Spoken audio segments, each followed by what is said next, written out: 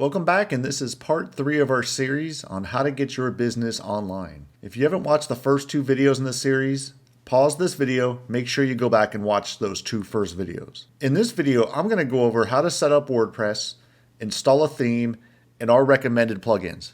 Let's get started.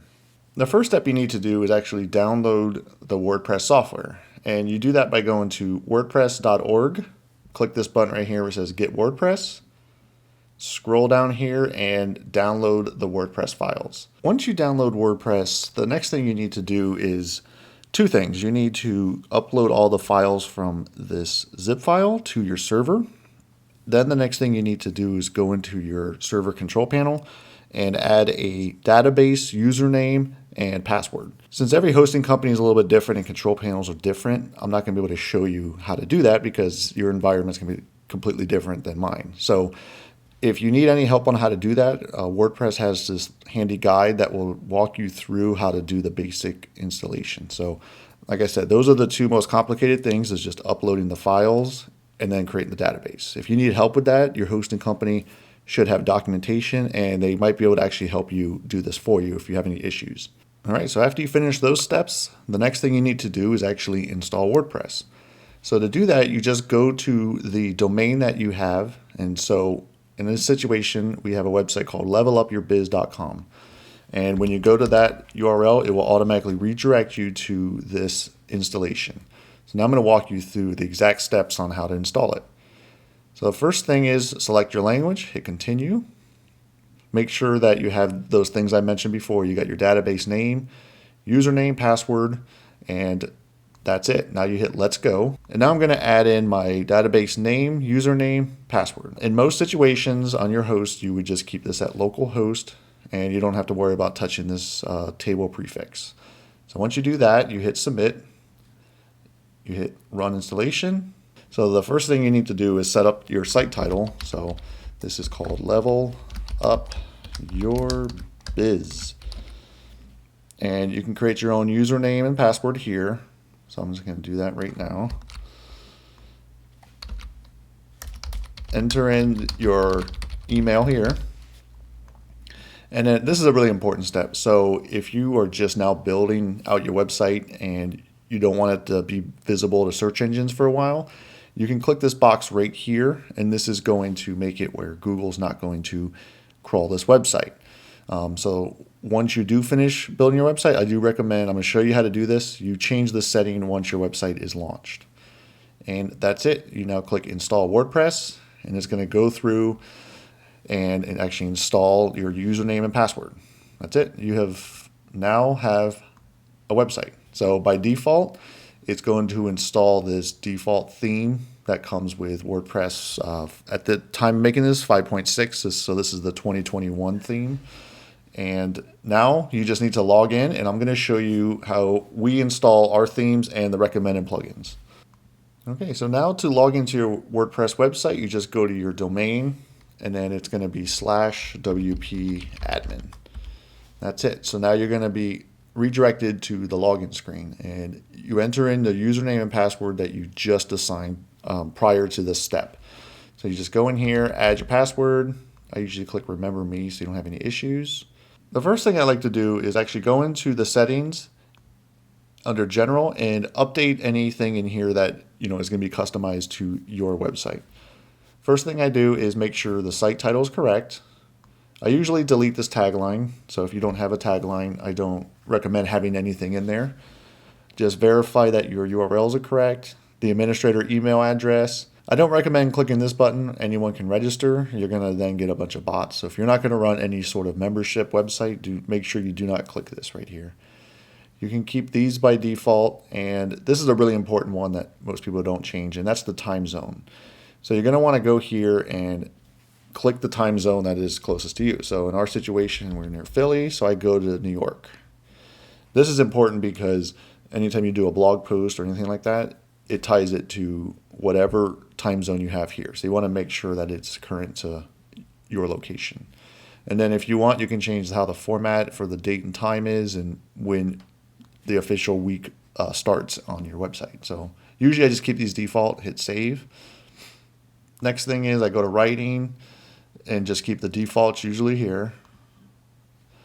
So under here where it's reading settings, if you remember when we installed the website, we had this box where it's like, don't let the search engine see your website. This is really important. So I would keep this active until you build your website out completely. Once it's built, you need to remember, I even write a note now, you want to go in here and unclick this box, because a lot of times people will build out the website, launch it, and then they wonder why their website's not being indexed or crawled by Google, and that's simply because of this one little checkbox right here. So you want to make sure that you do that.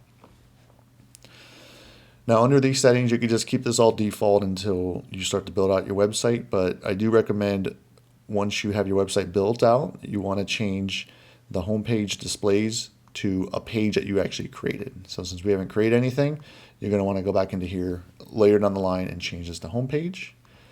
Discussion, I usually go in here, depending on how you're going to format your website, if you're going to have comments or not. I usually unclick these because I usually don't have websites that have comments, so I unclick those.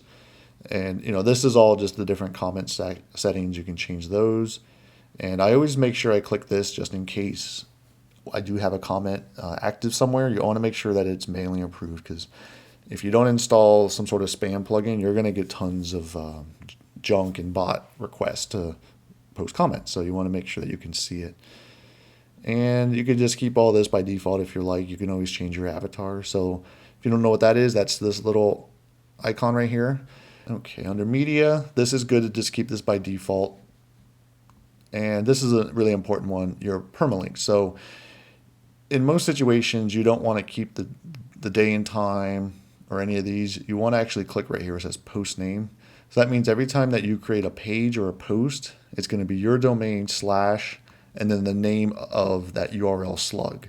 Because if you start to have it where your blog posts look like this, it just makes it a lot harder for Google to index these pages correctly. It just makes it a little bit more complicated. You want to keep it really straightforward, and for user experience, you want to make it so someone can easily remember your URLs, because they're not going to remember to type in all these numbers up here. So I would say 99% of the time, you're going to want to click post name, hit save, and that's about it. You can, from here now with WordPress, you can create your own privacy policy page through their system, or you can just create this later down the line. Once you have all those settings updated and configured the way you like, now is the fun part. We get to install our theme and the recommended plugins that we use on all of our client websites. The first thing you're going to want to do is install a theme, and then we'll move on to plugins. We build all of our websites using the Elementor page builder. The good thing about using Elementor is they have a blank theme where you don't have to worry about your theme settings anymore, and you build just everything through Elementor. This makes it so much easier and a lot less headache and settings you have to worry about. So the first thing I recommend you do is go to Appearance, Themes, and as you can see, WordPress adds these generic themes by default. We're going to delete those later. So once you hit Add New, what I recommend you just go here, type in Elementor, and this is going to make it so much easier. So you click Install, Activate, and the good thing is they have this thing right here. You're going to, after you activate the theme, you can just install Elementor with one click. Once that's done, you're going to get this pop-up, and you just click Activate Plugin. So now you officially have Elementor and a blank theme on your website. So if you ever need to view your website, you can hover over your domain right here, click Visit Site, and what I like to do is right-click and open in a new tab. So now you can see our website is completely blank. There's nothing to it. The next thing I recommend you do is go in and on Appearance, go to Themes, and this is best practice, delete any themes you don't use. So by default, WordPress installed those 3 template themes. So I recommend you go in here, click them, hit delete. So you can just do that 3 times, no big deal. So now you just have the one theme right here. That's it. You have a blank theme and Elementor. The next thing I recommend is deleting these 2 plugins that come automatically with WordPress. First one is, by default, WordPress installs their anti-spam plugin. So if you do plan to have comments, I do recommend actually keeping this then. But if you're not going to have comments on your website, just go ahead and delete it. Then you can delete this plugin called Hello Dolly. I don't know why they still install this on every WordPress website, but this is just kind of like a test plugin on how plugins are coded. So if you were creating plugins, you can look at the code here and figure out how it works, but nobody uses that. So just hit delete. The reason why I recommend you delete these plugins and these themes is because if you're not using them, it's best practice to just delete them because they're taking up extra space on your server, and then you're gonna have to worry about updating plugins and themes that you're not gonna use. So there's some vulnerability issues, just delete them. The next thing I'm gonna do is show you the exact plugins that we use on our client websites. So as you remember, we installed the theme and now Elementor is installed as a plugin. So Elementor is free by default, but they do have a pro version which has tons of extra widgets and it gives you the ability to do a theme builder. What this means is you can build out your whole website in just Elementor. So you can control how each page looks and like the header, the footer, global templates. It's an insane plugin and it's so worth the small investment. So what we do is we install Pro. And to do that, you just click Add New, Upload Plugin. So after you purchase Elementor Pro, they give you a zip file, and I have it right here. You just click and you drag that right here. Click Install Now. Activate Plugin. And then you're going to want to make sure you connect and activate. The next thing I recommend installing is a security plugin. There's a few out there, but the one that we've been using for many years and is really good is called WordFence. You just type in WordFence under Add Plugins, install. Once that's installed and activated, you're going to see it appear here in the left menu. The first thing I recommend you do is go into all options and configure it the way that you would like this plugin to work. There's a lot of options in here, and the great thing about this plugin is on any of these pages, and they have it throughout the whole entire interface, is they have a great documentation. So you can just click on any of the links up here and you can see they have tons of information on all of the geeky stuff. So this can get very technical. By default, if you don't touch it, you're going to be good. You don't have to worry about anything. You're going to start getting email alerts on when scans are completed. So WordFence will scan your website once a week and give you a report. And if there's any issues, you're going to get emails. The last plugin I recommend is a backup plugin. Now, in most cases, your server is automatically going to be backed up every night, but I always highly recommend having a second level of backups. And there's tons of backup plugins out there. Some are free, some are premium. The one that we use for all of our client websites and our personal websites is called BackWP Up. So once you type that in, I've already activated on this website, you install, activate it. And the interface is very simple. So once you have that activated, it will show up here in the left panel. You would click on Jobs, and as you can see, I have a daily backup.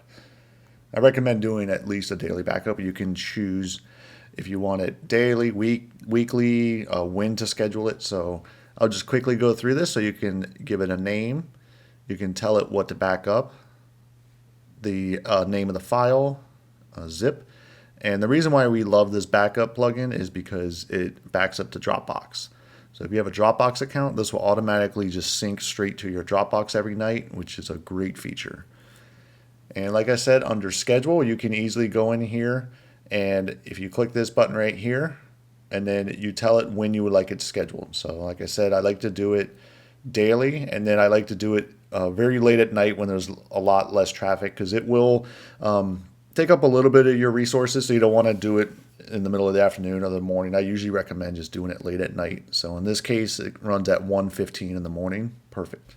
And then you can use these tabs up here to configure how much you want to back up. So what files you want to back up, what plugins you want to back up, database, all that type of stuff. And the great thing about this plugin is it will give you a log of all of the backups. So as you can see, I have a few backups here that I already have installed, so I can show you.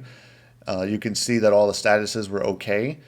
And if for some reason there ever is an issue with a backup, under Jobs, Edit, and you would put in your email address right here. So once in a blue moon, something might go wrong on the server, or in this case, we upload to Dropbox. Once in a while, the API key will get out of sync or something, but you will get an email if the website doesn't get backed up. And then what I usually do is that morning, I'll just go ahead and manually run the job, which you can do. If you just click right here and click Run Now, it'll automatically just run it for you. So that's the recommended backup plugin. Like I said, there's tons of them out there, but this is the one that we love just because how easy it is. Thanks for watching this video. The next video coming up is how we're going to create the coming soon page.